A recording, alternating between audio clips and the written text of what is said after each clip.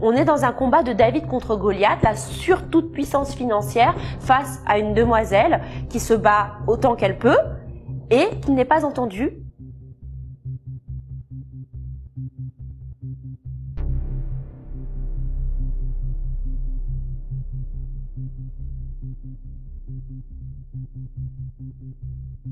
Le 30 juin, ma cousine était en train de se balader sur Paris à Opéra et c'est à ce moment-là où elle a découvert que j'étais en vitrine devant le magasin Benetton.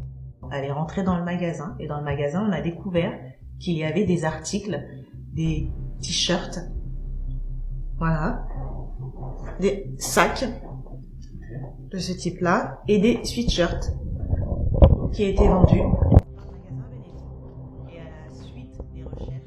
On s'est aperçu que c'était en fait à travers le monde. Alors, quand Christelle m'a contactée, Laurent Marchel, donc le deuxième avocat sur le dossier avec moi-même, avons mis en demeure Benetton, Jean-Charles de Castelbajac et Olivier Rotoscani, à la fois en France et en Italie, de devoir répondre de ce litige.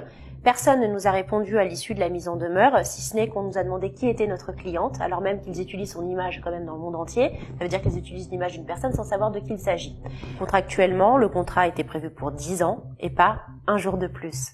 22 ans après, ils utilisent son image sans son consentement. Non seulement Benetton est fautif dans cette affaire, mais en plus ils l'ont reconnu. Ils ont quand même reconnu qu'il y avait eu une erreur.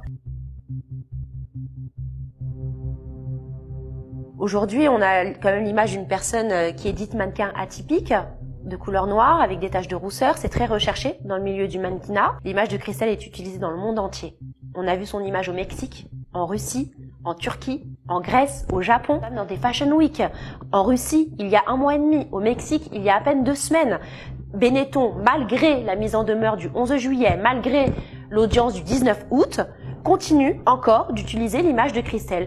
On est dans un combat de David contre Goliath, la sur toute puissance financière face à une demoiselle qui se bat autant qu'elle peut et qui n'est pas entendue ni par Benetton, ni par Jean-Charles de Castelbajac, qui est quand même un grand créateur connu, ni par Olivier Rotoscani. Par rapport aux messages qu'ils divulguent sur la diversité, sur la tolérance, sur le respect, moi j'estime ne pas avoir été respectée du tout. Ils ne se sont même pas excusés après l'avoir appris. Donc aucun retour. Aujourd'hui, le cas de Christelle est vraiment atypique parce que l'image est utilisée 22 ans plus tard à des fins publicitaires et commerciales, en dehors de tout contrat, mais Christelle, on la reconnaît. Son visage est exactement le même qu'il y a 22 ans. Donc un cas comme celui de Christelle n'existe pas. Ce serait la première fois que la jurisprudence aurait à trancher d'un cas comme celui de Christelle. Ils en ont fait une égérie, donc un mannequin de renommée internationale, et également ce qu'on appelle un produit d'appel. C'est-à-dire qu'en mettant un visage accueillant en vitrine d'un magasin, les gens vont instantanément et volontairement rentrer dans le magasin. Donc par l'image de Christelle, les gens vont instantanément rentrer dans la boutique Benetton. Et aujourd'hui, ça doit être dédommagé.